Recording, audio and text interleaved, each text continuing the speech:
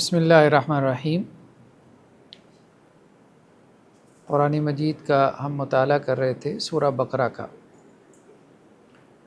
تو سورہ بقرہ کے ابتدائی 4 رکوعوں کا ہم نے مطالعہ کر لیا۔ آج سے ہم نے 5ویں رکوع کا آغاز کرنا ہے۔ پہلے جو سورہ بقرہ کے 4 رکوع ہیں تو وہ تمہیدی نوعیت کی گفتگو ہے۔ اس میں جیسے کسی کتاب کا کوئی پریفیس ہوتا ہے، مقدمہ ہوتا ہے، اس میں اس کتاب کے حوالے سے چند متفرق باتیں جو ہے کوئی مؤلف، کوئی مصنف، کوئی آتھر بیان کرتا ہے۔ تو سورہ بقرہ کے پہلے 4 رکوعوں میں بھی ہم نے قرآن کی دعوت، اس کا آغاز، اس دعوت کے نتیجے میں جو گروپس بن گئے، اہل ایمان، منافقین، کافروں کا تذکرہ پڑا۔ پھر جو قرآن کی عالمی دعوت ہے، گلوبل دعویٰ، یا ایھا الناس کہہ کے جو قرآن مجید دعوت دیتا ہے پوری نوع انسانی کو، اس کا تذکرہ آیا۔ پھر انسان کے اوریجن یعنی اس کی ابتدا اور اس کی انتہا، جسے ہم اینڈ آف ٹائم کہتے ہیں، اس کا ذکر آیا۔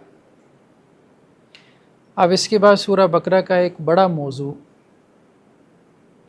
جو تقریباً 9-10 رکوعوں کے اوپر پھیلا ہوا ہے، وہ بنی اسرائیل یا یہود سے خطاب ہے۔ بنی اسرائیل یعنی اسرائیل کے بیٹے۔ تو اسرائیل عبرانی زبان کا لفظ ہے، اس کا معنی عام طور پہ مفسرین نے اللہ کا بندہ کیا ہے۔ ایل کا لفظ اللہ کے لیے عبرانی میں استعمال ہوتا ہے، اور اسرا جو ہے وہ بندے کے لیے۔ جیسے ہمارے ہاں عربی میں عبداللہ ہے، اسی طرح عبرانی میں اسرائیل ہے۔ تو یہ حضرت یعقوب علیہ السلام کا لقب تھا۔ اسے اللہ کے نبی صلی اللہ علیہ وسلم کو بھی عبداللہ کہا جاتا ہے، یعنی ان کے لقب کے اعتبار سے۔ نام تو آپ کا محمد تھا علیہ الصلاۃ والسلام۔ تو حضرت یعقوب کا نام بھی یعقوب تھا، لیکن ان کا لقب اسرائیل تھا، یعنی اللہ کے بندے، چونکہ وہ اللہ کے نبی تھے، حضرت اسحاق کے بیٹے تھے، حضرت ابراہیم کے پوتے تھے، اور حضرت اسماعیل کے بھتیجے تھے۔ تو ان کے جو 12 بیٹے تھے حضرت یعقوب علیہ السلام کے، یہ بنی اسرائیل کہلائے۔ تو انہی کو بعد میں یہودی بھی کہا جاتا ہے۔ یہودا بیسیکلی ان 12 بیٹوں میں سے ایک بیٹے کا نام تھا، اسی سے یہ آگے نسل جو آج تک ہے وہ باقی ہے۔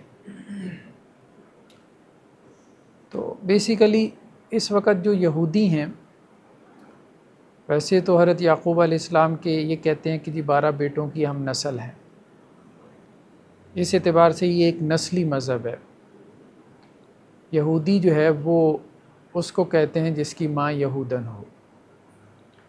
تو جس کی ماں یہودن نہ ہو اس کو وہ یہودی نہیں سمجھتے، یعنی جو کنورٹڈ یہودی ہوتا ہے، کوئی ہندو سے یہودی ہو گیا، کرسچین سے جیو ہو گیا، مسلمان سے یہودی ہو گیا، تو اس کو وہ یہودی نہیں مانتے۔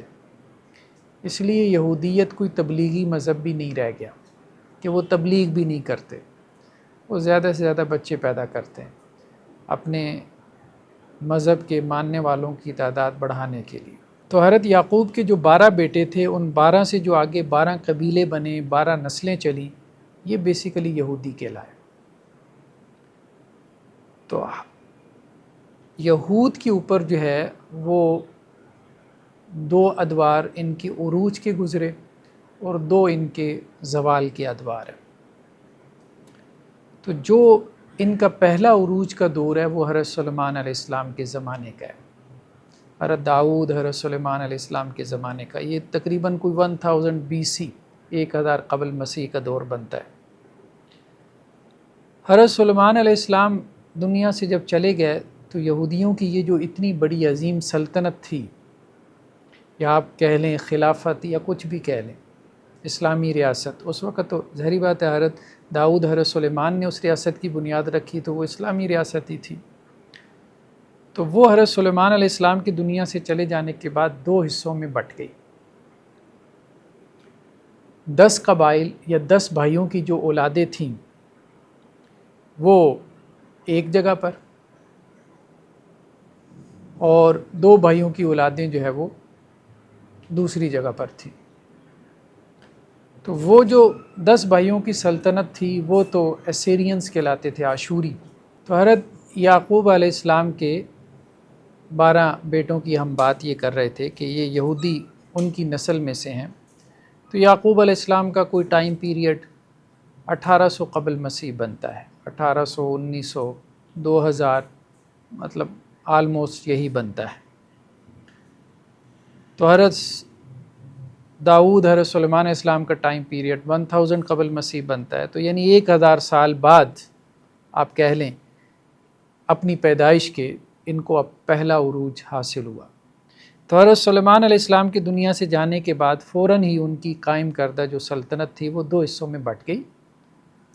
ان 12 بیٹوں میں سے 10 بیٹے یا ان کے قبائل یا ان کی نسلیں ایک حصے میں، اور دوسرے 2 بیٹے یہودا اور ابھی دوسرے میرے ذہن میں نہیں آ رہے، بہرحال ان میں سے ایک یہودا تھے اور ایک دوسرے تھے، تو وہ دوسرے حصے میں جو ہے وہ رول کرتے رہے۔ تو یہ 10 بیٹوں کی جو سلطنت تھی، ایسیرینز نے ان کے اوپر جلدی حملے کر کے ان کو تباہ و برباد کر دیا، ختم کر دیا، مطلب صفحہ ہستی سے مٹا دیا۔ بہت سارے جو بچ کچھ گیا وہ ایسے تتر بتر ہوئے کہ بعد میں ان کا شجرہ بھی نہیں ملا کہ وہ کہاں ہیں کہاں نہیں ہیں۔ ان کو وہ کہتے ہیں جی یہ ہمارے گمشدہ ٹرائبس ہیں، گمشدہ قبائل ہیں، جن کی تحقیق میں وہ ابھی تک نئی نئی ریسرچیں سامنے لاتے رہتے ہیں، ٹھیک ہے۔ ان میں سے بعض کا خیال یہ بھی ہے کہ شاید یہ جو پٹھان ہیں یہ ہمارے ان گمشدہ جو قبائل ہیں ان کی نسل میں سے ہیں، واللہ عالم۔ لیکن ابھی جو یہودی ہے ابھی کا، تو یہ 2 جو بھائی ہیں ان کی اولادوں میں سے ہیں، ان میں سے ایک یہودا تھا، اسی سے یہ یہودی کے نام سے جو ہے وہ خیر معروف ہوئے۔ تو ہم یہ بات کر رہے تھے کہ یہاں 5ویں رکوع سے اب خطاب جو ہے وہ بنی اسرائیل سے چل رہا ہے۔ تو ایک اعتبار سے یہ سید زادے ہیں، یعنی نبی کی اولاد میں سے ہیں۔ پھر جتنے بھی نبی آئے آپ علیہ الصلاۃ والسلام سے پہلے وہ سارے انہی کے اندر آئے، یعنی بنو اسحاق میں سے ہیں۔ حضرت ابراہیم کے بیٹے اسحاق اور اسحاق کے بیٹے یعقوب، پھر حضرت یعقوب کی نسل میں ہی نبی آتے رہے، حضرت یوسف بھی آئے، پھر اس کے بعد موسیٰ آئے، ہارون آئے، حضرت داؤد، حضرت سلیمان، اور اس کے بعد پھر حضرت عیسیٰ، یہ سب انہی کی نسل میں، یعنی ایک ہی لڑی ہے، بنو اسحاق ہیں۔ تو اللہ عز و جل نے ان میں مسلسل نبی اور کتابیں بھیجی۔ موسیٰ علیہ السلام کو تورات ملی، پھر حضرت حضرت موسیٰ علیہ السلام کا زمانہ کوئی 1400 قبل مسیح ہے، حضرت داؤد کا کوئی 1000 قبل مسیح ہے، ان کو زبور ملی۔ پھر حضرت عیسیٰ علیہ السلام کا، وہاں سے ہم عیسوی کیلنڈر شروع کرتے ہیں، ان کو انجیل ملی۔ تو اللہ نے کتابیں بھی بھیجیں، اللہ نے ان کی طرف جو ہے وہ نبیوں کا سلسلہ بھی جاری کیا۔ تو اس لیے ایک اعتبار سے اللہ تعالیٰ کی یہ چہیتی قوم تھے، سید زادے بھی تھے، اور اللہ تعالیٰ نے انہیں دنیا کا امام بنایا تھا، ان کو دنیا کی لیڈرشپ دی تھی کہ تم جو ہے وہ منتخب افراد میں سے ہو، اللہ کے چنے ہوئے برگزیدہ لوگوں میں سے ہو، اللہ تعالیٰ کی برگزیدہ امت ہو۔ تو اللہ تعالیٰ نے تمہیں اس کام کے لیے منتخب کیا ہے، چن لیا ہے کہ تم اللہ کا یہ جو دین ہے، توحید کا میسیج اور پیغام ہے، یہ دوسری قوموں تک پہنچاؤ، اور انہیں بت پرستی، اور اس وقت بت پرستی شرک بہت زیادہ تھا، اب تو خیر وہ نہ ہونے کے برابر رہ گیا، بت پرستی تو نہیں رہ گئی، اب تو شرک کی اور صورتیں آ گئی ہیں، یا لوگ الہاد کی طرف، ایتھیزم کی طرف زیادہ مائل ہو گئے۔ لیکن اس وقت میں جو ہے تاریخ میں بت پرستی بہت بڑا، آپ کہہ لیں کہ جی اللہ کے ساتھ شریک کرنا یہ ایک بڑا جرم رہا قوموں کا۔ تو خیر، یا بنی اسرائیل، یا اے بنی اسرائیل، اسرائیل کے بیٹو، بنی جو ہے بنونا، اس سے بنینا، بنو اسرائیل، بنی اسرائیل، تو بیٹوں کے معنی میں، جیسے ہمارے ہاں بنات کا مدرسہ ہی ہے، مدرسہ للبنات، تو لڑکیوں کا مدرسہ ہے، مدرسہ للبنین، لڑکوں کا مدرسہ ہے۔ تو یا بنی اسرائیل، اے اسرائیل کے بیٹو، یعنی یعقوب علیہ السلام کے بیٹو۔ تو یعقوب کے 12 بیٹے تھے، تو مراد 12 بیٹوں کی آگے نسل بھی، یعنی یہودی مراد ہے، ٹھیک ہے۔ اے اولاد یعقوب، اذکرو تم یاد کرو، اذکرو ذکر سے، یہ واو جمع کے لیے ہے سب کے معنی میں، اذکرو تم سب یاد کرو، نعمتی، نعمت تو نعمت اردو میں بھی لفظ استعمال ہوتا ہے، یا میری، تم سب یاد کرو میری نعمت، التی جو، یہ الذی مذکر کے لیے آتا ہے، التی مؤنث کے لیے آتا ہے، جو کے معنی میں، ٹھیک ہے۔ تم سب یاد کرو میری نعمت جو انعمت میں نے انعام کی، انعم انعام کرنے کے معنی میں، تو میں نے انعام کی، علیکم تم پر، علی پر، کم تم، جو میں نے تم پہ نعمت کی تم اس کو کیا کرو، یاد کرو۔ تو اللہ تعالیٰ آپ کہہ لیں کہ ایک ریمائنڈر دے رہے ہیں، کس کو؟ بنی اسرائیل کو۔ اب یہ بنی اسرائیل کون تھے؟ ظاہری بات ہے کہ مدینہ کے اندر قرآن مجید نازل ہو رہا تھا، تو مدینہ کے اندر یہود کے 3 قبائل آباد تھے، بنو قینقاع، بنو نذیر، بنو قریظہ، اور یہ لوگ بھی بھلے وقتوں میں یہاں آ کے آباد ہو گئے تھے، حالانکہ یہ مدینہ ان کا اوریجن نہیں تھا، یہ تو حجاز کا علاقہ، صحرائی علاقہ یا ڈیزرٹ ہے یا نخلستان تھا، اتنا آباد علاقہ بھی نہیں تھا، تو یہ لوگ یہاں کے نہیں تھے۔ یہ اس لیے یہاں پر آئے تھے کہ ان کی کتابوں میں یہ بات لکھی ہوئی تھی کہ آخری نبی کا ظہور جو ہے وہ ایک نخلستان کی سرزمین میں ہوگا۔ نخلستان کہتے ہیں مطلب ریتلی علاقہ، ریتلا علاقہ ہو اور اس میں کھجوروں کے باغات ہوں۔ تو یہ پرانے زمانے میں یثرب کہلاتا تھا، مدینہ۔ آپ علیہ السلام کے یہاں آنے سے اس کا نام مدینہ پڑا۔ تو یہ مدینہ میں آ کے یہودی قبائل جو ہے وہ آباد ہو گئے تھے۔ اصل میں ان کا اوریجن یہود کا شامی، شام کا علاقہ وسیع ہے، اس میں موجودہ شام بھی آتا ہے، فلسطین بھی آتا ہے، جارڈن بھی آتا ہے، یہ سارے علاقے، بیروت کا جو ہے لبنان کا علاقہ اس میں آ جاتا ہے، یہ سارے علاقے اس میں آ جاتے ہیں۔ اللہ تعالیٰ نے اب ان کے اوپر جو ہے وہ اپنی جو نعمت کی تھی، اللہ تعالیٰ نے اس کا ان کو جو ہے وہ ریمائنڈر دیا کہ دیکھو میری اس نعمت کو تم یاد کرو جو نعمت میں نے تمہیں دی۔ اب یہ کون سی نعمت تھی؟ ظاہری بات ہے اس میں دنیا کی نعمت نہیں، اللہ تعالیٰ سب سے بڑی نعمت دین کی نعمت کا ذکر کر رہے ہیں کہ ہم نے تمہیں دنیا کا امام بنایا، تمہیں ہم نے لیڈر بنایا تھا، نبیوں کا سلسلہ ہم نے تمہارے اندر جاری کیا، کتابیں ہم نے تمہاری طرف نازل کی، تو تم نبیوں کی اولاد میں سے تھے، تو تمہارے اوپر اللہ نے ایک بہت بڑی ذمہ داری، رسپانسبلٹی ڈالی تھی، لیکن تم نے وہ ذمہ داری پوری نہیں کی۔ تو اس سے مراد وہ دین کی نعمت۔ وَأَوْفُوا، اوفو وفا سے، ایفائے عہد ہم اردو میں بھی کہتے ہیں، عہد کو پورا کرنا۔ واو اور اوفو، ہم نے کہا تھا یہ جو واو ہے، یہ جو آخر میں آتی ہے واو، تو یہ جمع کے معنی میں آتی ہے، اور تم سب پورا کرو، بعہدی میرے وعدے کو۔ عہد، عہد تو اردو میں بھی عہد کا لفظ بولا جاتا ہے، یا میرے کے لیے آتا ہے، با کو، تم سب پورا کرو بعہدی میرے وعدے کو۔ اوفی میں پورا کروں گا، یہ بھی ایفائے عہد سے ہے، شروع میں جو حمزہ ہے یہ واحد متکلم کے لیے آتا ہے۔ اوفی میں پورا کروں گا، بعہدکم تمہارے وعدے کو، با کو عہد، عہد کم تمہارے، تم میرا وعدہ پورا کرو، میں تمہارا وعدہ پورا کروں۔ وَإِيَّايَ، واو اور ایایا مجھ ہی سے، فا پس، ارہبو، رہبانیت کا لفظ بھی اسی سے ہے، تو ڈرنا، خوف کے معنی میں ہے۔ رہبانیت بھی کہتے ہیں نا کہ اللہ کا ڈر اور خوف اتنا غالب ہو جائے کہ انسان دنیا سے جو ہے، دنیا کی لذتوں سے قطع تعلق ہی کر لے۔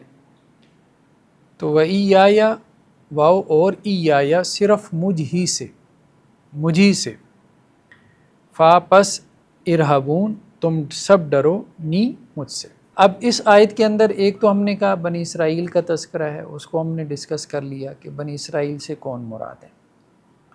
دوسرا اللہ نے ان کے اوپر نعمت کا ذکر کیا، تو ہم نے کہا اس سے مراد دین اسلام کی نعمت ہے کہ اللہ تعالیٰ نے پہلے اس دین اسلام کی ذمہ داری ان کو سونپی تھی، لیکن جب انہوں نے یہ پوری نہیں کی تو پھر ان سے یہ ذمہ داری لے کے امت محمدیہ علیہ الصلاۃ والسلام کو سونپ دی گئی، یعنی بنو اسحاق سے یہ ذمہ داری لے کے بنو اسماعیل کو دے دی گئی۔ تیسری چیز اس میں کیا ہے؟ وعدے کو پورا کرنا۔ تو وعدے سے مراد کیا ہے؟ اس کے بارے میں مختلف مفسرین کے مختلف اقوال ہیں۔ بعض مفسرین نے جو ہے وہ قرآن کی کچھ اور آیات کو ریفرنس بنا کے اس چیز کا تذکرہ کیا ہے کہ وعدے سے مراد یہ ہے، لیکن کچھ مفسرین نے خود بائبل کا ہی حوالہ دیا، یعنی تورات کا، کتاب مقدس کا، کہ اصل میں وعدے سے مراد یہ تھا کہ اللہ تعالیٰ نے ان سے وعدہ لیا تھا کہ جب میں آخری نبی کو بھیجوں گا تو تم نے اس کے اوپر ایمان لانا ہے۔ ابھی ہمارے سامنے جو ہے یہ تو خیر آن لائن بائبل ہے، اردو میں بہت ساری زبانوں کے اندر، خود کرسچنز نے بائبل کو پبلش کیا ہوا ہے، ٹھیک ہے، تو آپ آڈیو میں بھی اس کو سن سکتے ہیں، اردو میں بھی اس کو پڑھ سکتے ہیں۔ مطلب یہ اس کے اتھینٹک تراجم ہیں جو خود کرسچنز کے شائع شدہ تراجم ہیں۔ تو استثناء ایک چیپٹر ہے، استثناء کا چیپٹر ہے کتاب مقدس میں، اور استثناء کے اندر پھر آگے چیپٹر نمبر 18 باب نمبر 18، اور اس کی جو ہے وہ آیت یہاں پر آپ کہہ لیں 15 سے یہ بات شروع ہو جاتی ہے۔ یہ حضرت موسیٰ علیہ السلام کا خطاب ہے۔ شروع سے اگر آپ اس کو دیکھیں نا تو یہ 5ویں چیپٹر سے یہ بات شروع ہو جاتی ہے۔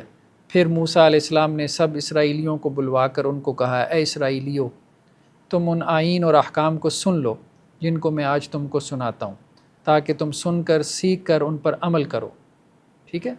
خداوند ہمارے خدا نے حورب میں ہم سے ایک عہد باندھا۔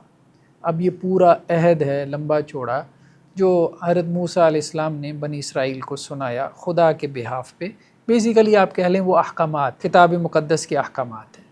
تو اس میں کافی ساری چیزیں آ گئیں، میرے آگے تو اور معبودوں کو نہ ماننا، ٹھیک ہے، مطلب بت پرستی کی، یا اسی طرح تو اپنے لیے کوئی تراشی ہوئی مورت نہ بنانا، نہ کسی چیز کی صورت بنانا، ٹھیک ہے، یعنی اسی طرح تو ان کے آگے سجدہ نہ کرنا، نہ ان کی عبادت کرنا، نہ مورت بنانی ہے، بت بنانا ہے، نہ ان کو سجدہ کرنا ہے، ٹھیک ہے۔ پھر اس کے بعد جو ہے وہ آگے سبت کے احکامات ہیں کہ خدا کے حکم کے مطابق سبت کے دن کو یاد کر کے پاک ماننا، یعنی ہفتے کے دن اس کو اللہ کی عبادت کے لیے مختص کرنا، ٹھیک ہے۔ پھر اس کے بعد یہ ہے کہ اپنے باپ اور اپنی ماں کی عزت کرنا، والدین کا، تو خون نہ کرنا، قتل ناحق جسے کہتے ہیں، ٹھیک ہے، تو زنا نہ کرنا، تو چوری نہ کرنا، تو اپنے پڑوسی کے خلاف جھوٹی گواہی نہ دینا۔ مطلب یہ وہی احکامات ہیں جو ملتے جلتے احکامات ہمیں ہماری شریعت میں بھی ملتے ہیں، ٹھیک ہے۔ اب یہ احکامات بیان ہوتے ہوتے یہ 18واں چیپٹر آ گیا، حضرت موسیٰ علیہ السلام جو بنی اسرائیل کو احکامات سنا رہے ہیں، مطلب یہ اس کا کانٹیکس ہے۔ تو اب وہ یہ بات کہہ رہے ہیں یہ 18ویں چیپٹر میں ورس نمبر 15 سے، خداوند تیرا خدا تیرے لیے تیرے ہی درمیان سے، یعنی تیرے ہی بھائیوں میں سے میری مانند ایک نبی برپا کرے گا، تم اس کی ماننا۔ یہ تیری اس درخواست کے مطابق ہوگا جو تو نے خداوند اپنے خدا سے مجمع کے دن حورب میں کی تھی۔ مطلب یہ درخواست بھی تو نے کی تھی، یعنی بنی اسرائیل نے۔ اور خداوند نے مجھ سے کہا کہ وہ جو کچھ کہتے ہیں سو ٹھیک کہتے ہیں، میں ان کے لیے انہی کے بھائیوں میں سے تیری مانند ایک نبی برپا کروں گا۔ انہوں نے دعا کی، ٹھیک ہے، جیسے آتا ہے نا قرآن مجید میں حضرت ابراہیم علیہ السلام نے ربنا وابعث فیہم رسولا منہم یتلو علیہم آیاتک، حضرت ابراہیم علیہ السلام نے بیت اللہ کی تعمیر کے موقع پہ یہ دعا کی کہ اے پروردگار ان میں سے ایک نبی اٹھا جو انہیں تیری آیات پڑھ پڑھ کے سنائے اور ان کا تزکیہ کرے، ٹھیک ہے۔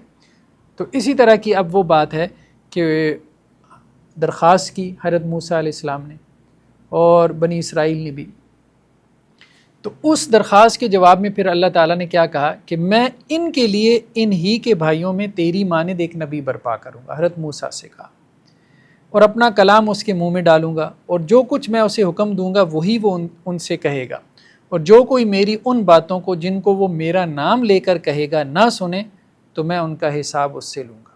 تو یہ بنی اسرائیل کو گویا کہ ہدایت دی گئی ہے، یہ پورا عہد تھا، اس عہد میں یہ بات بھی شامل تھی، ٹھیک ہے۔ اب ظاہری بات ہے ان کی کتاب ہے تو وہ کس طرف چلے گئے؟ جو تو یہودی تھے نا وہ تو پڑ گئے تعویلوں میں، انہیں تو کوئی سجھا ہی نہیں دیا کہ حضرت موسیٰ علیہ السلام نے کس کے بارے میں جو ہے وہ یہ بات کہی ہے، ٹھیک ہے۔ تو وہ کبھی ایک کے اوپر اپلائی کریں، کبھی دوسرے کے اوپر اپلائی کریں، اور عموماً وہ تو نبیوں کی گستاخیاں ہی کرتے رہے، ٹھیک ہے۔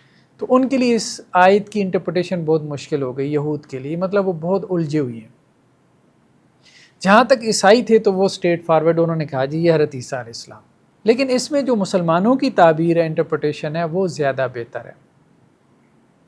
اس کی وجہ یہ ہے کہ یہاں پہ کئی ایک باتیں ہیں، حضرت عیسیٰ بھی مراد ہو سکتے ہیں، اللہ کے نبی صلی اللہ علیہ وسلم بھی ہو سکتے ہیں، لیکن آیات کے اوپر جب آپ غور کریں تو اس میں اللہ کے نبی صلی اللہ علیہ وسلم کو مراد لینا زیادہ بہتر معلوم ہوتا ہے اور آیات کے صحیح معنی کے موافق معلوم ہوتا ہے۔ ایک بات تو یہ کہی گئی کہ میں ان کے لیے انہی کے بھائیوں میں سے تیری مانند ایک نبی برپا کروں گا، یعنی بھائیوں میں سے، بنو اسحاق کے بھائی بنو اسماعیل ہیں، بنو اسحاق کے بھائی بنو اسحاق نہیں ہیں، ٹھیک ہے۔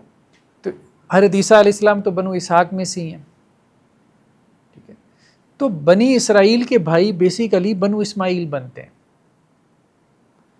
دوسرا یہ ہے اور اپنا کلام اس کے منہ میں ڈالوں گا، مطلب وہ جو وحی ہوگی وہ وربل ہوگی، اور تورات اور انجیل کی جو وحی ہے وہ وربل نہیں ہے، ٹھیک ہے۔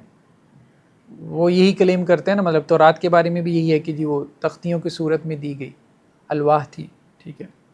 قرآن مجید کی جو وحی ہے وہ وربل ہے۔ اس کے علاوہ بھی کچھ باتیں ہمیں ملتی ہیں جس سے یہ چیز ثابت ہوتی ہے کہ اس سے مراد اللہ کے نبی صلی اللہ علیہ وسلم ہیں۔ اچھا ایک اور چیز، تیری مانند، ہاں یہ بھی اہم نقطہ ہے۔ حضرت موسیٰ علیہ السلام سے کہا گیا کہ تیری مانند ایک نبی، یہ نہیں کہا کہ ایک نبی، تیری مانند۔ تو حضرت موسیٰ سے مشابہت حضرت عیسیٰ کی زیادہ ہے یا اللہ کے نبی صلی اللہ علیہ وسلم کی؟ اللہ کے نبی صلی اللہ علیہ وسلم کی زیادہ مشابہت ہے، کیونکہ حضرت موسیٰ صاحب شریعت ہیں، حضرت عیسیٰ علیہ السلام صاحب شریعت نہیں ہے، صاحب کتاب ہیں، صاحب شریعت نہیں ہے۔ وہ خود کہتے تھے کہ میں تو بنی اسرائیل کی جو ہے وہ بھیڑوں کی تلاش میں آیا ہوں، یعنی شریعت جو ہے عیسائیوں کے ہاں بھی وہی ہے، تورات والی ہے، اس لیے ان کے ہاں کتاب مقدس جب پبلش ہوتی ہے تو وہ تورات کو بھی شائع کرتے ہیں انجیل سے پہلے، ٹھیک ہے۔ اور وہ کہتے ہیں ہماری وہی شریعت ہے۔ وہ علیحدہ بات ہے کہ سینٹ پال نے آ کے اس کو پھر منسوخ قرار دے دیا۔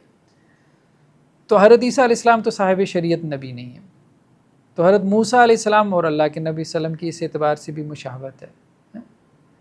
پھر اور بھی کئی پہلوؤں سے، مثال کے طور پہ حضرت عیسیٰ علیہ السلام نے شادی نہیں کی، قرآن بھی یہ کہتا ہے، تو انہوں نے بغیر شادی کی زندگی گزاری۔ حضرت موسیٰ علیہ السلام کی بھی جو ہے وہ شادی تھی، اللہ کے نبی صلی اللہ علیہ وسلم کی بھی شادیاں تھیں۔ حضرت عیسیٰ علیہ السلام نے کوئی قتال نہیں کیا، کوئی جنگ نہیں کی۔ حضرت موسیٰ علیہ السلام جو ہے ان کے بارے میں ملتا ہے کہ انہوں نے بنی اسرائیل کو کہا تھا، اگرچہ انہوں نے جواب دے دیا، ٹھیک ہے، تیار نہیں ہوئے وہ، اور اللہ کے نبی صلی اللہ علیہ وسلم نے بھی قتال کیا۔ تو بہت ساری مشابہتیں ہمیں ملتی ہیں۔ ہاں انہوں نے بھی ہجرت کی اور انہوں نے بھی ہجرت کی، اور کچھ اور جگہوں سے بھی ہمیں کچھ چیزیں ملتی ہیں۔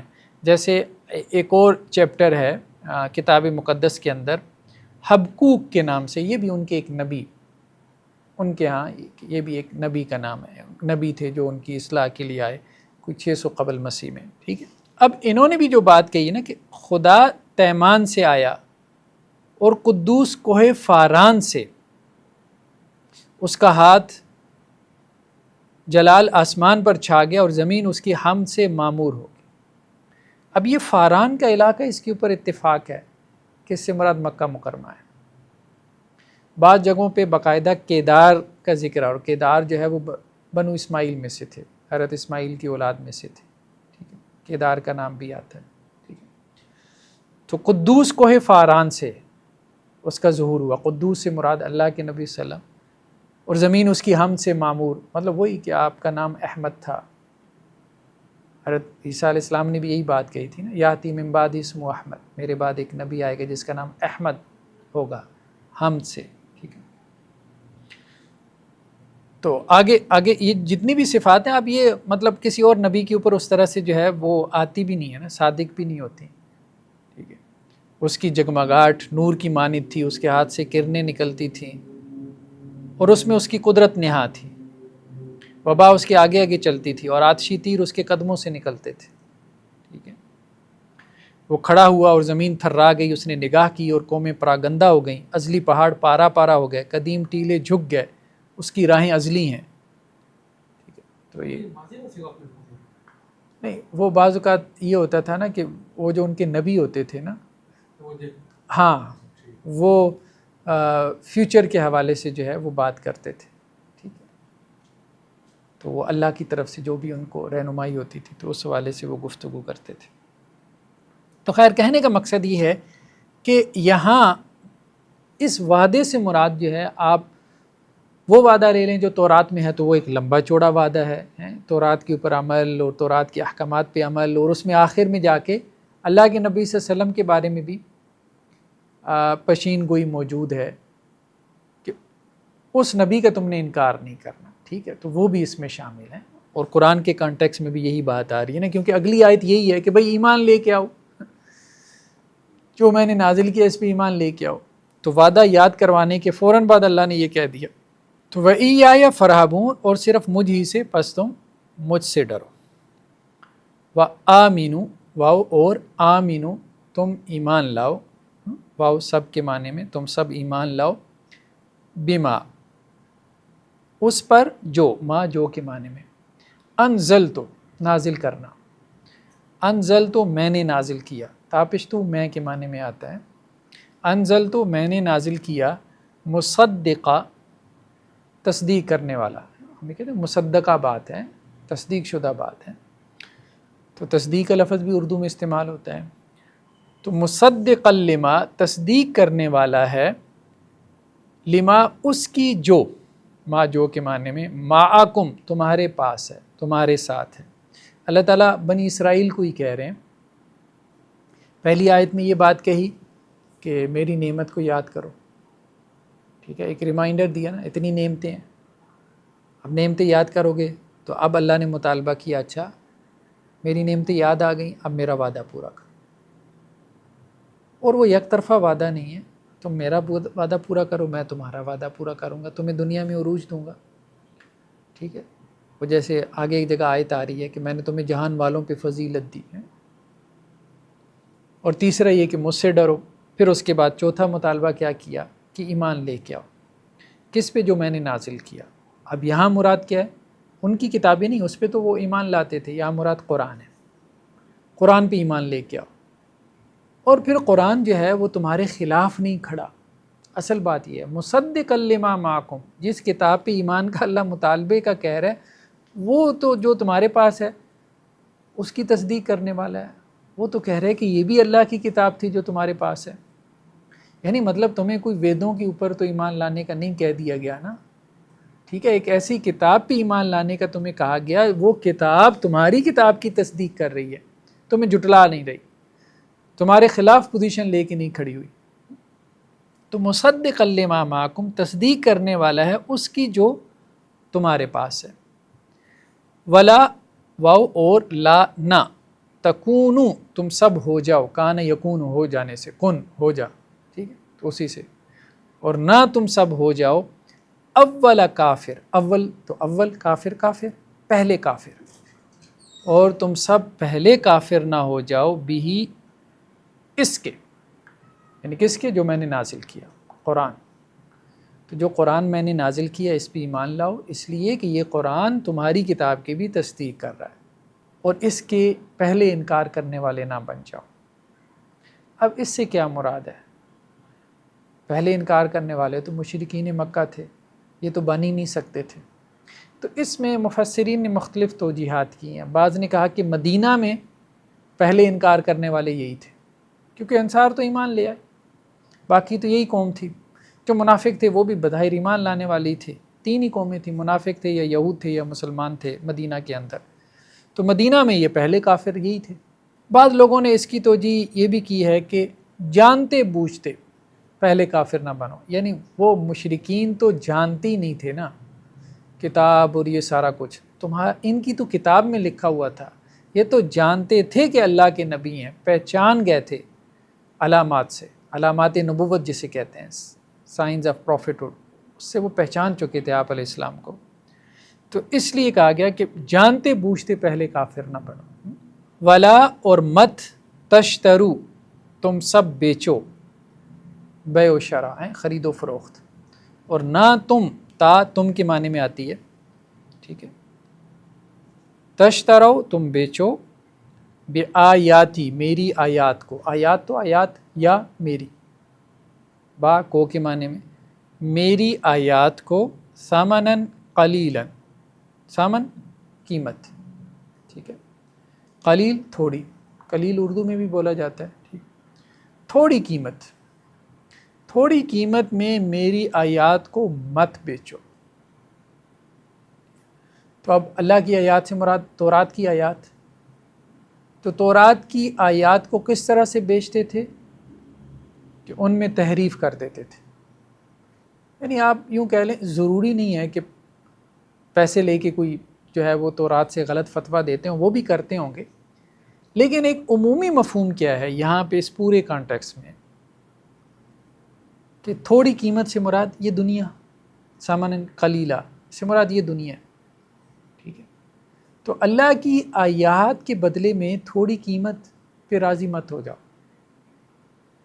دنیا کے اوپر راضی مت ہو جاؤ، یعنی آیات کو پس پردہ چھوڑ دیا، جو تورات کی واضح آیات تھیں جن میں نبی کریم صلی اللہ علیہ وسلم کی صداقت کا تذکرہ تھا، ان میں تم نے تحریف کر لی، ان کے غلط معنی اور مفاہیم بیان کرنا شروع کر دیے، ان کو پس پش ڈال دیا، اور اس کے بدلے میں تھوڑی سی دنیا کے اوپر راضی ہو گئے، ٹھیک ہے، دنیا کا مسئلہ تھا نا، چودراہٹ کا مسئلہ تھا کہ یہ آخری نبی جو ہے وہ جو ہے وہ اسحاق میں کیوں نہیں آیا، ہمارے بنی اسرائیل میں کیوں نہیں آیا، تو اب جیلسی حسد ہے، اب ہم ایمان نہیں لائیں گے۔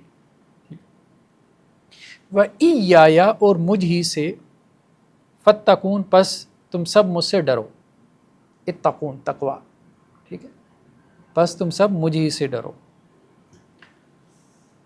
ولا اور مت تلبسو، تلبیس ملانا، اسی سے لباس بھی لفظ بنا ہے، لباس بھی انسان کے جسم سے مل جاتا ہے، ولا اور نہ تلبسو تم سب ملاؤ، الحق کا حق کو بالباطل، باطل کے ساتھ، حق کو باطل کے ساتھ مت ملاؤ۔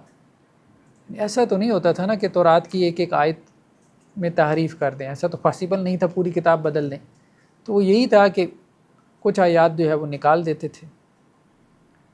اچھا یہ بھی اہم بات ہے، تو جو تورات جو ہے وہ نازل ہوئی تھی حضرت موسیٰ علیہ السلام کے اوپر، عبرانی زبان میں تھی، تو جب ان کے اوپر پہلا زوال کا دور آیا، نبوکدنضر، بخت نصر جسے کہتے ہیں، عراق سے آیا تھا وہ، تو بیبیلون ایک بہت بڑی عراق کی سویلائزیشن تھی، تہذیب تھی، تو انہوں نے یہ اس وقت جو ہے وہ پیلسٹائن میں تھے، فلسطین میں، جسے اسرائیل کہہ لیں یا پرانا نام اس کا یروشلم بھی آتا ہے، تو یہاں ان کی حکومت تھی، تو اس نے ان پہ حملے کر کے جو ہے وہ ان کو قیدی بنا کے، غلام بنا کے، ان کی بیوی بچوں کو، اور جو وہاں پہ مسجد اقصیٰ تھی، ہم تو مسجد اقصیٰ کہتے ہیں، یہ سولومن ٹیمپل کہتے ہیں، حضرت سلیمان علیہ السلام کا ٹیمپل، ہیکل سلیمانی، اس نے اس کو مسمار کر دیا، تورات کے اس نے سارے نسخے مٹا دیے تھے، اس وقت زیادہ ہوتے بھی نہیں تھے، وہ دور ایسا تھا، مخصوص چند ایک نسخے ہوتے تھے، وہ بھی ربیوں کے پاس، ان کے جو فریسی اور یہ سارے ہوتے تھے، تو وہ اس نے مٹا دیے تھے۔ تو بعد میں یہ زبانی جو ہے ان کے بعض انبیاء کو یاد تھی، تو انہوں نے ریکال کر کے وہ چیزیں جو ہے وہ لکھوائیں، لیکن اس میں بھی 3 قسمیں ہیں، ایک تورات جو پہلی 5 کتابیں ہیں، پھر اس کے علاوہ اس کے 3 حصے ہیں، وہ ہم کسی اور وقت میں ڈسکس کریں گے، تو کچھ اور لوگوں کی بھی اس میں کاوشیں جو ہے وہ ان کی اپنی بھی شامل ہو گئیں، خیر اس طرح سے۔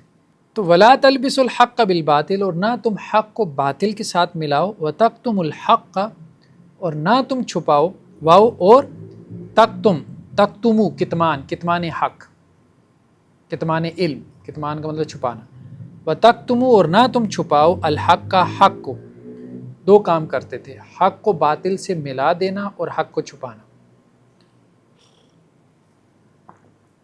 بعد مفسرین نے یہ بات کہی ہے، اصل کام جو ہے کتمان حق کا تھا، حق کو چھپانا، لیکن حق کو چھپانے کا طریقہ کیا تھا کہ حق کو باطل کے ساتھ ملا دیتے تھے، خلط ملط کر دیتے تھے، کچھ بات ٹھیک ہوتی تھی، کچھ غلط ہوتی تھی، وہ جو ٹھیک ہوتی تھی لوگ اس کو دیکھ کے ان کی غلط پہ بھی ایمان لے آتے تھے۔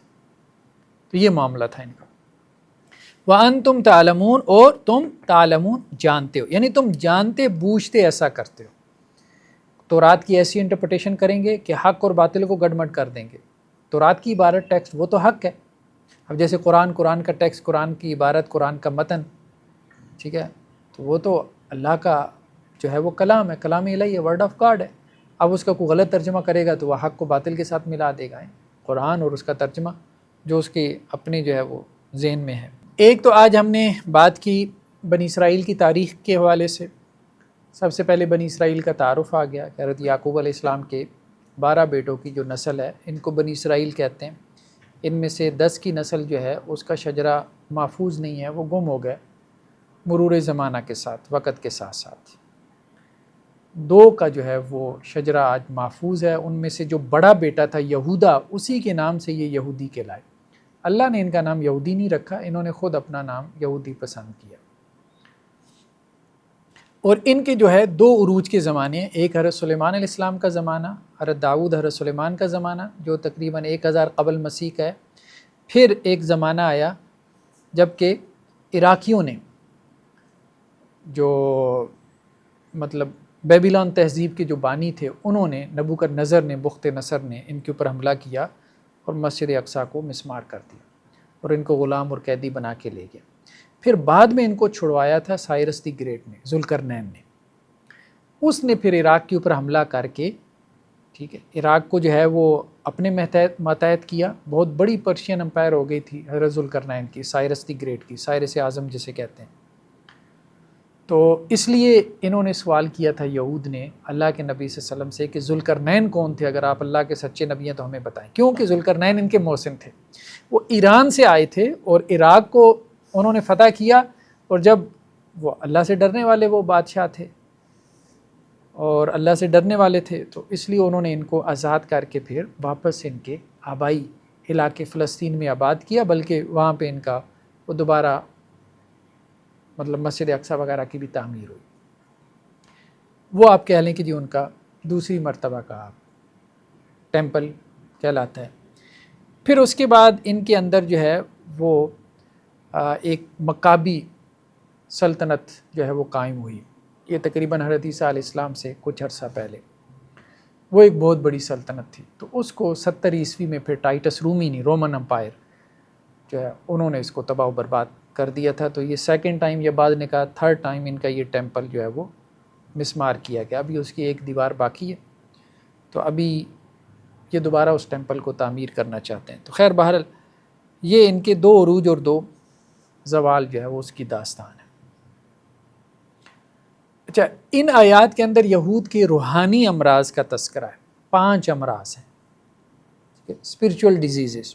ایک تو اللہ کی آیات کا انکار کرنا، قرآن نے اس کا ذکر کیا، وَلَا تَكُونُوا أَوَّلَ كَافِرٍ بِهِ، ٹھیک، تو اللہ کی آیات کا جو ہے وہ انکار نہ کرو، اللہ کی آیات کو بیچنا، ٹھیک ہے۔ قرآن نے یہ بھی کہا کہ اللہ کی آیات کے بدلے میں تھوڑی قیمت مت حاصل کرو۔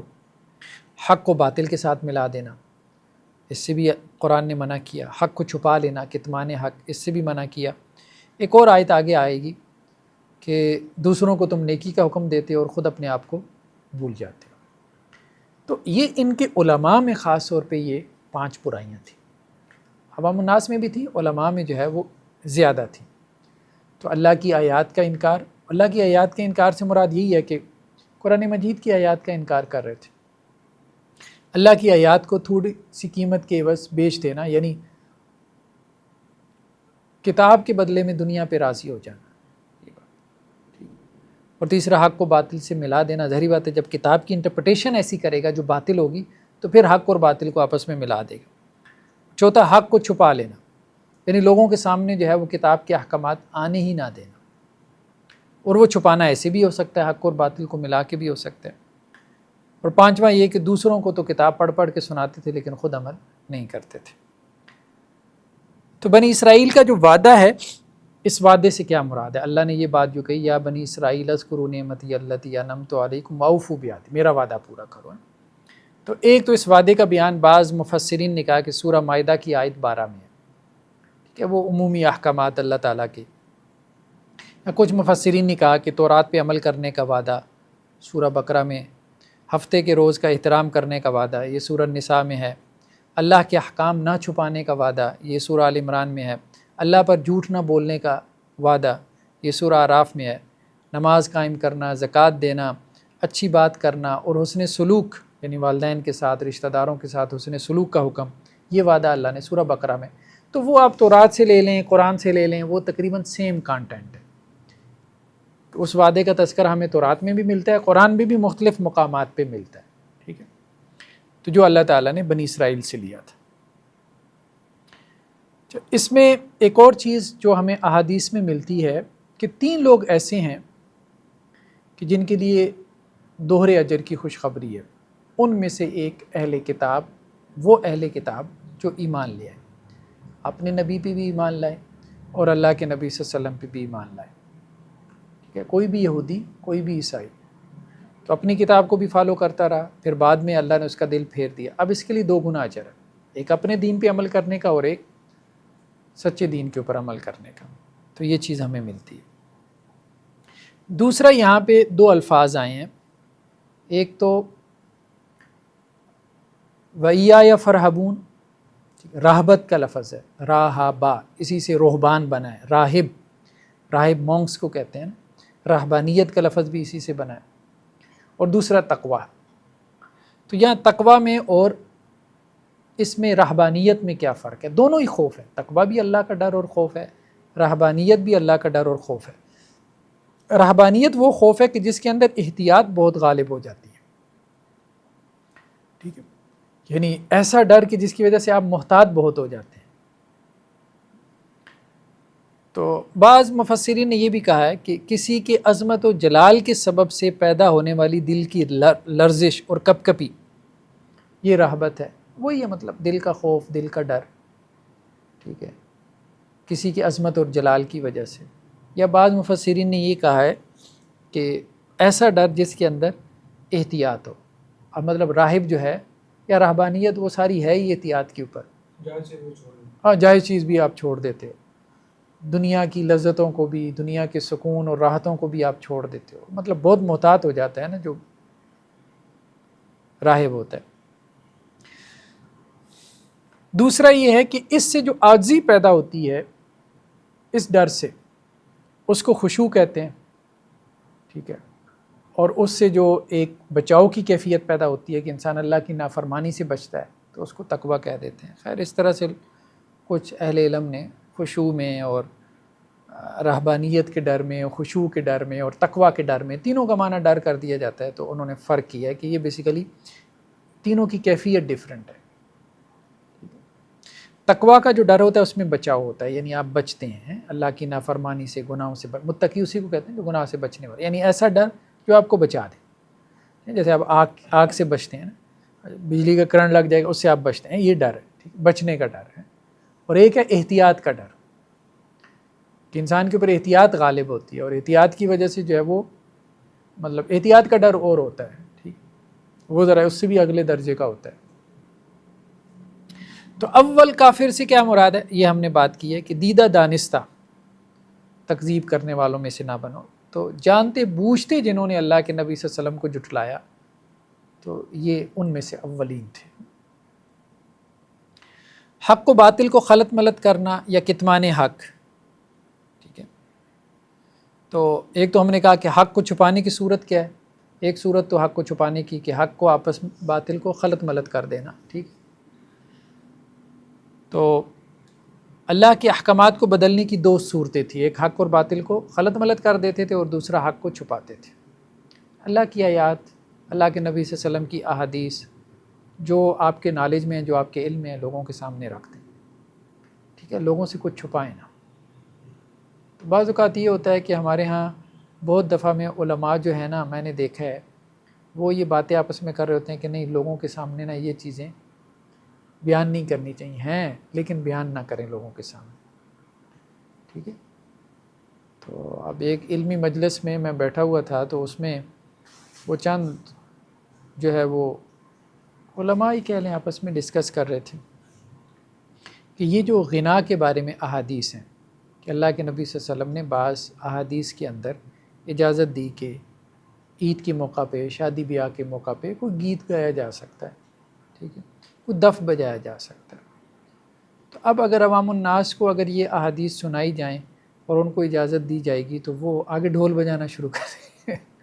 تو اچھا وہ سارے اس احتیاط پہ چل رہے ہوتے ہیں کہ ان کو اگر اتنی دین میں گنجائش ہے تو وہ گنجائش عامت الناس کو نہ بتاؤ، خود انجوائے کر لو، کیونکہ ان کے اندر اتنا شعور نہیں ہے اور وہ حرام کے اندر پڑ جائیں گے۔ میرے خیال میں یہ بھی ٹھیک نہیں، جو ہے اللہ کے دین میں سو وہ لوگوں کو بتا دینا چاہیے کہ بھئی یہ رخصتیں ہیں، یہ گنجائشیں ہیں، ایسی خواہ مخواہ ہمیں جو ہے نا وہ نہیں کرنا چاہیے کہ جی اب لوگوں کو یہ بتایا تو لوگ گمراہ ہو جائیں گے۔ اللہ اور اس کے رسول نے اگر ایک چیز کی رخصت اور گنجائش رکھی ہے تو یہ سوچ سمجھ کی رکھی ہے کہ لوگ گمراہ ہوں گے کہ نہیں ہوں گے، تو اس کو بیان کرنے میں کوئی حرج نہیں۔ تو مقصد بعض اوقات انسان کا انٹینشن اس کی اچھی ہو سکتی ہے کتمان علم میں، ٹھیک ہے۔ جیسے دیکھیں نا حضرت ابو ہریرہ سے روایت ہے، وہ یہ کہتے ہیں کہ قرآن مجید کی 2 آیات نہ ہوتی تو میں کچھ بھی بیان نہ کرتا، کچھ بھی بیان نہ کرتا۔ یعنی اب بیان کرنے میں خوف غالب ہے،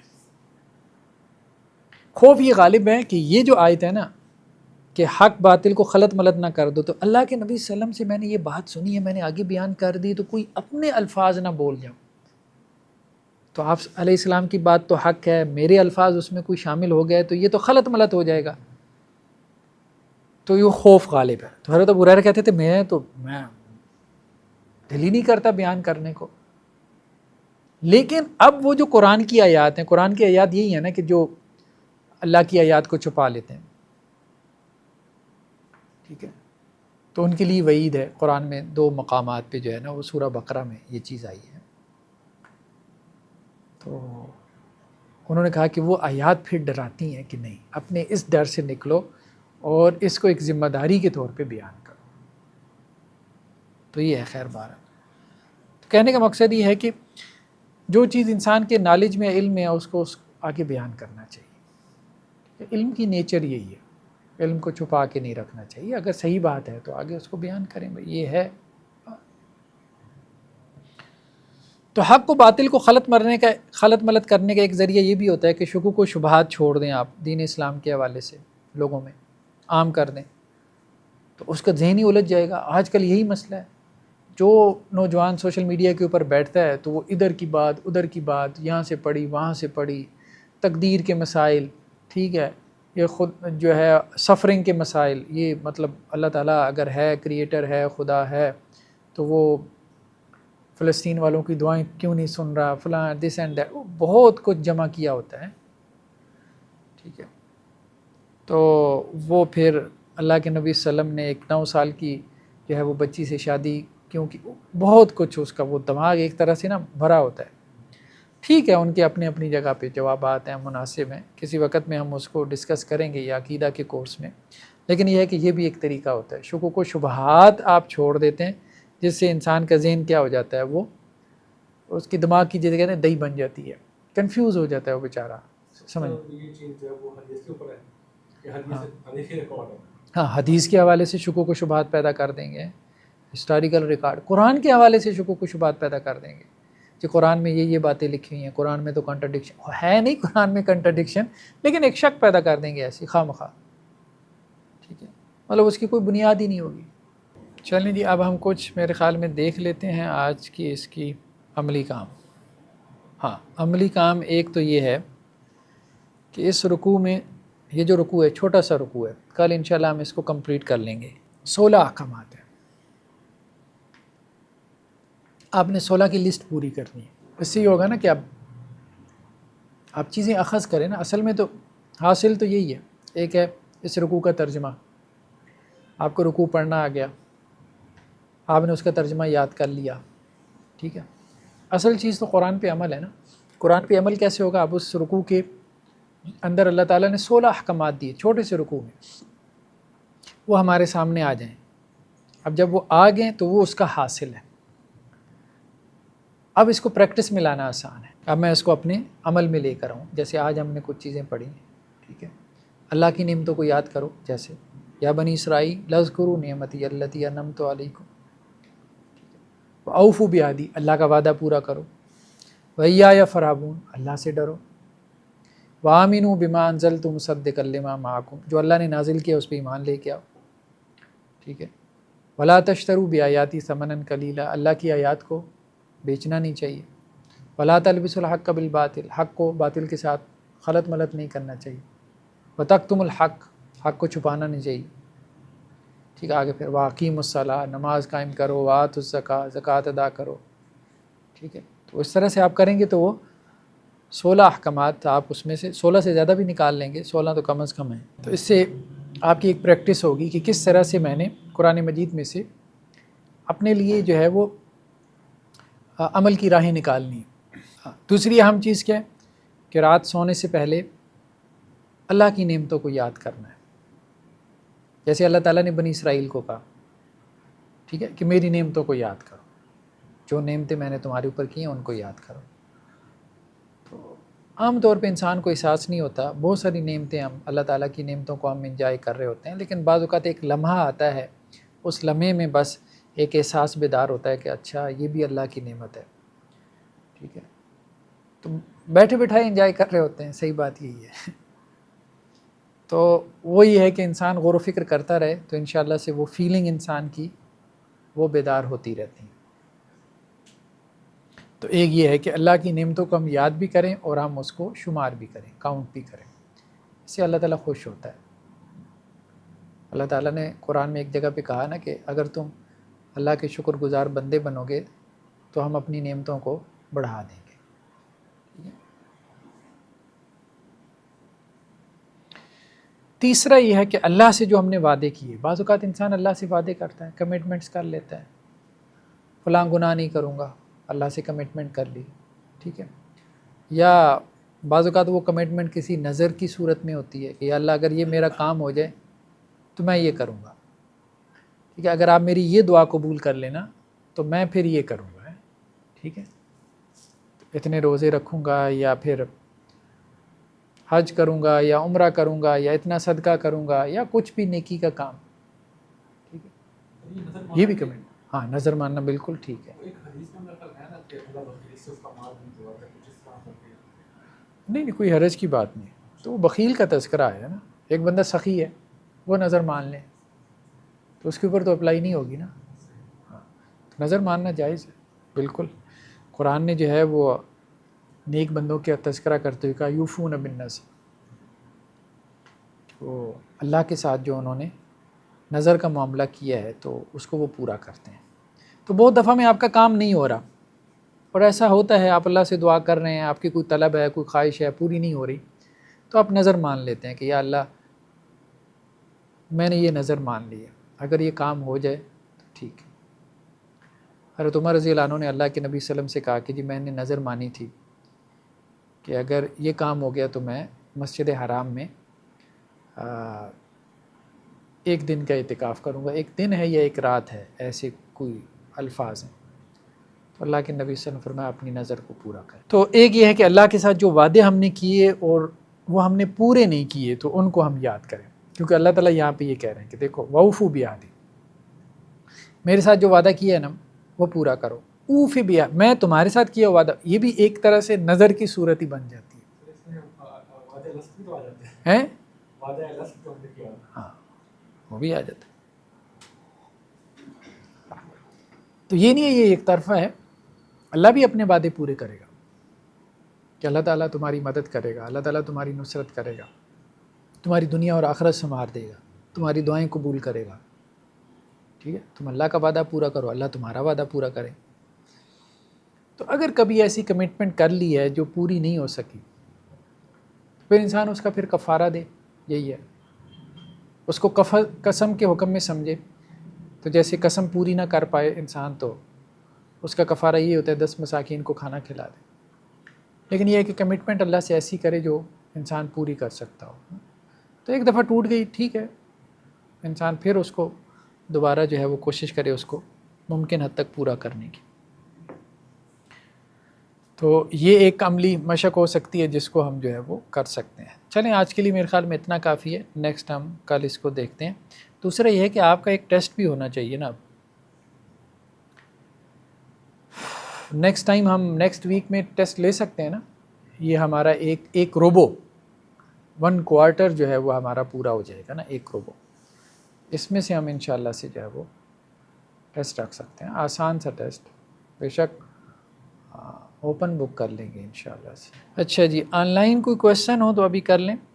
ہمارے جو ساتھی اس وقت آن لائن ہیں، 1 منٹ میں ذرا اس کو آن کر دوں، مائکرو فون، ٹھیک ہے جی۔ اب اپنا مائکرو فون آپ خود سے آن کر سکتے ہیں،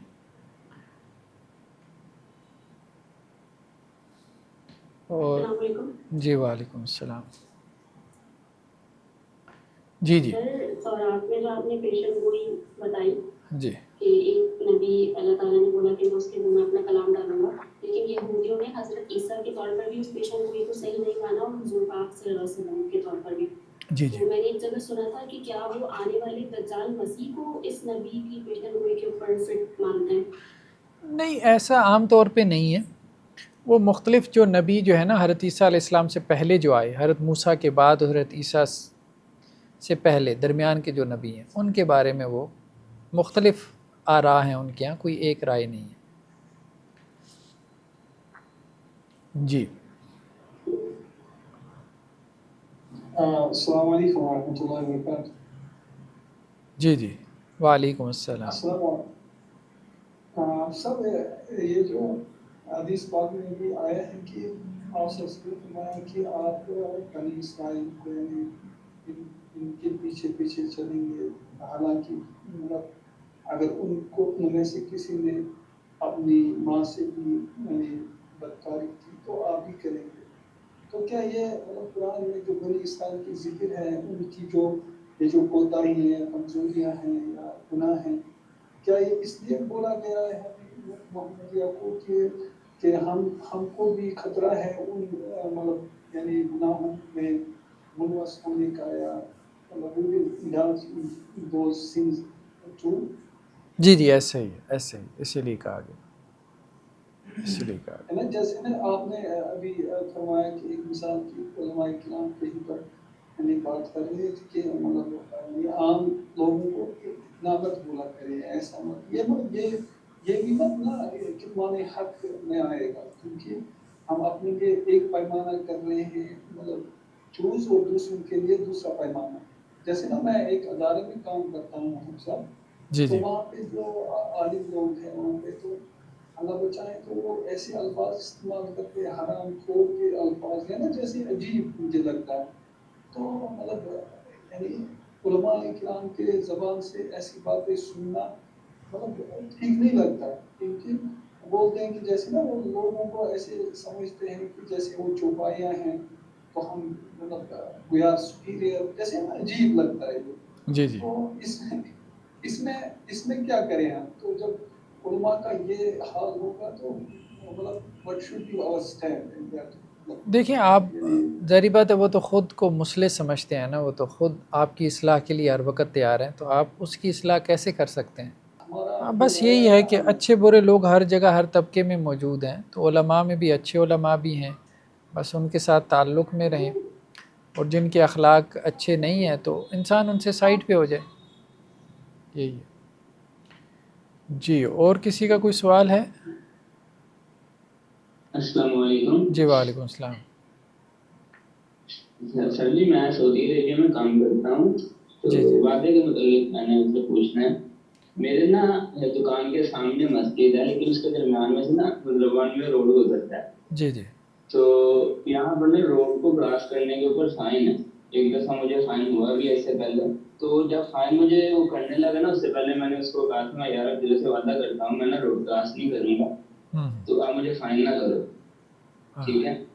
اب اس نے دیکھے مجھے فائن کر دیا تھا. اب میرا کوشچن یہ ہے اگر میں مطلب روڈ کراس کرتا ہوں تو وعدے کی خلافی ہوتی ہے اور اگر روڈ میں کراس نہ کروں تو میری جماعت جاتی ہے. اس سچویشن میں کیا کرنا چاہیے؟ دیکھیں اگر وہاں قانوناً یہ منع ہے نا تو پھر آپ قانون کی اتباع کریں. بس اصل بات یہی ہے. قانون جو ہے نا وہ کسی وجہ سے انہوں نے بنایا ہوگا. شاید وہاں ٹریفک بہت تیز ہوتی ہے تو انسانی جان کی حفاظت کی خاطر انہوں نے یہ قانون بنایا ہوگا کہ کوئی ایکسیڈنٹ نہ ہو جائے. ظاہری بات ہے جب ایکسیڈنٹ ہوتا ہے تو وہ پھر جو گاڑی والے ہیں ان کی جان بھی خطرے میں ہوتی ہے. تو جیسے ہمارے یہاں موٹر وے کو وہ کراس نہیں کرنے دیتے نا, دونوں طرف انہوں نے باڑ لگا دی ہے. تو میرے خیال میں اس مسئلے میں آپ وہاں کا جو مقامی جو قانون ہے اس کو فالو کریں اور اپنی جگہ پہ جو ہے کوئی 2-4 ساتھی مل جائیں تو ان کے ساتھ مل کے نماز کروا لیا کریں.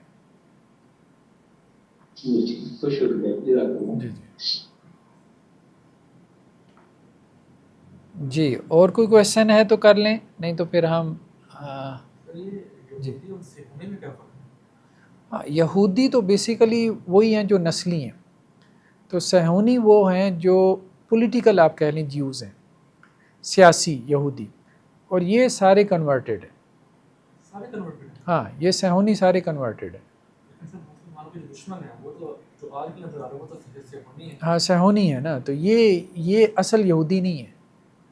اصل یہودی ان کا وہ ٹریڈیشنل جو آرتھوڈاکس یہودی ہے جن کے مدارس اور لمبی لمبی لٹیں آپ نے دیکھی ہوں گی اور وہ مذہبی ریلیجس کیپ جنہوں نے پہنی ہوتی ہے, وہ کوئی مطلب 13 سے 20% جو ہے نا وہ تو اس وقت آپ کہہ لیں کہ جی بیچارے قسم پرسی کی حالت میں ہیں اور وہ فلسطین کے حق میں بھی جلسے جلوس نکالتے رہتے ہیں. ٹھیک ہے, اور وہ تورات وغیرہ بھی پڑھتے رہتے ہیں. تو وہ پریکٹسنگ ہے, مذہبی لوگ ہیں, 8-8 10-10 بچے پیدا کرنا اور یہ سارا کچھ مدارس میں تورات کی تعلیم اور تعلم, یہ سارے تو سیکولر یہودی ہے.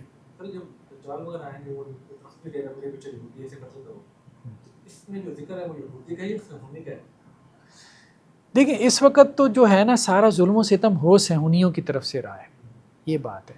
اکثر و بیشتر ہو سکتا ہے کچھ ان میں سے بھی کچھ ان کی طرف ہوں, لیکن جو آرتھوڈاکس جو پریکٹسنگ یہودی ہے, جو اصل یہودی ہے, وہ اس وقت ان کے ساتھ نہیں ہے, وہ ان کے خلاف کھڑا ہے.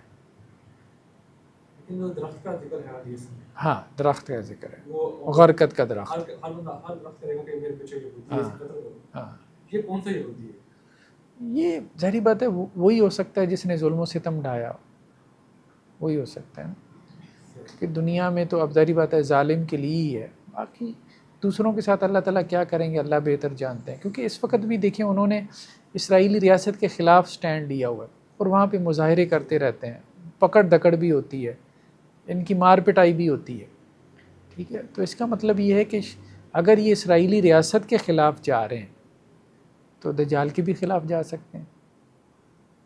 کیونکہ قرآن میں ایک آیت آتی ہے نا کہ جب حضرت عیسیٰ علیہ السلام آئیں گے تو اہل کتاب میں سے کوئی بھی باقی نہیں رہے گا مگر ان پہ ایمان لے آئے گا. وَإِن مِّنْ أَهْلِ الْكِتَابِ إِلَّا لَيُؤْمِنَنَّ بِهِ قَبْلَ مَوْتِهِ. تو عام طور پہ یہاں اہل کتاب سے نا مفسرین نے کہہ دیا کہ اس سے مراد عیسائی ہیں. نہیں, اس سے مراد وہ آرتھوڈاکس یہودی بھی ہو سکتے ہیں, اور صرف ہو سکتا ہے یہ صہیونی یہی دجال کے پیروکار باقی رہ جائے. یہ ایک امکان ہے, پاسبلٹی ہے, کیونکہ ان کے اندر ابھی ڈر اور خوف ہے, ان میں ہے. مطلب وہ یہی کہتے ہیں کہ جی یہ جو اسرائیل کی ریاست ہے نا, چونکہ کتاب میں یہ لکھا ہوا ہے کہ یہ خود خدا تمہیں دے گا, تو چونکہ اب خدا نے نہیں دی, ہم نے چھین کے لی ہے, تو ہم غاصب ہیں, تو ہمیں اس کا عذاب ملے گا. تو ان کے اندر یہ چیزیں ہیں, تو یہ بڑی بات ہے نا. بنائی گئی اور اس ریاست میں بھی جو اصل یہودی ہیں وہ محکوم ہیں اور دوسرے غالب آ گئے. ایسے ہی انہیں اصل میں آبادی چاہیے تھی نا, تو انہوں نے کہا بھائی دنیا میں جہاں بھی ہیں آئیں, ہم آپ کو سٹیزن شپ دیتے. ساری بات ہے, یہاں تو کچھ بھی نہیں تھا نا, تو وہ اسی طرح تو انہوں نے جمع کیے دنیا بھر سے. تو جو اصل تھا اس کو وہ بیچارے کیسے باہر نکال سکتے تھے؟ آبادی نہیں ہے ان کی، تعداد ہی نہیں ہے ان کی. گرینڈ پلان لگتا ہے جو، اور آپ یہ دیکھیں کہ امریکہ میں بھی جو سارا نظام ہے وہ یہودیوں کے ہاتھ میں، اس کا مطلب یہ صہیونیوں کے ہاتھ میں. صہیونی ہو گیا، صہیونی، یہ سیکولر، یہ سارے صہیونی ہیں، میجورٹی مطلب، ہو سکتا ہے کوئی ان میں سے ہوں بھی. چلیں جی جی جو آیتیں والا ہے اس میں بھی آیت جی جی اس میں جو کہا جاتا ہے کہ یعنی کہ دین پڑھانے کے بدلے میں جو پیسے لیے جاتے ہیں وہ ہاں نہیں دین پڑھانے کے بدلے میں جو ہے وہ کوئی حرج نہیں ہے. اس کی وجہ یہ ہے کہ وہ صحیح بخاری کی ایک روایت ملتی ہے نا کہ ایک صحابی نے جو ہے وہ سورہ فاتحہ کا دم کر کے 30 بکریاں لے لی تھی. تو اس سے علماء نے استدلال کی ہے کہ قرآن اگر کوئی پڑھاتا بھی ہے تو اس کی عوض جو ہے وہ پیسے لے سکتا ہے، چارج کر سکتا ہے، کوئی حرج کی بات نہیں.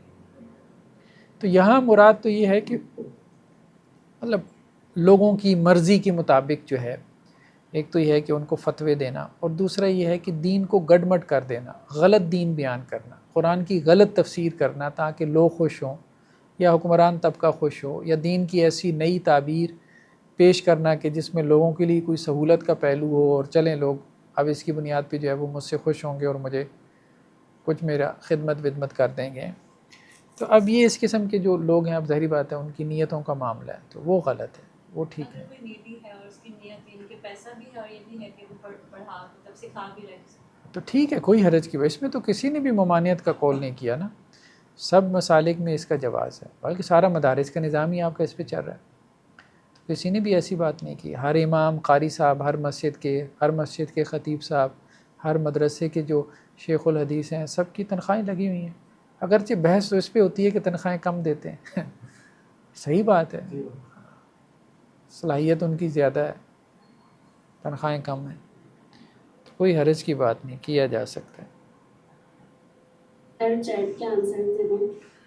جی چرچ میں حضرت عیسیٰ کا مجسمہ ہوتا ہے، ہاں ظاہری بات ہے، حضرت عیسیٰ کا مجسمہ یہ بھی بت پرستی میں ہی آ جاتا ہے.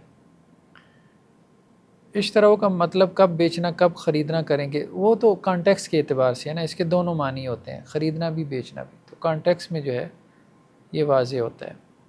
اچھا جی، اذکرو لفظ کا معنی یاد کرو کیا جاتا ہے، ذکر لفظ سے اگر یہ ماخوذ ہے تو ذکر کا معنی بھی کبھی نصیحت کیا جاتا ہے. ہاں بنیادی معنی اس کا یاد کرنا ہی ہے، ٹھیک ہے، یاد کرنا ہی ہے، تو یاد کرنے میں نصیحت بھی آ جاتی ہے. تو آج اتنا ہی کافی ہے انشاءاللہ، کل پھر ہم اس کو مزید دیکھتے ہیں. جزاک اللہ جی، السلام علیکم.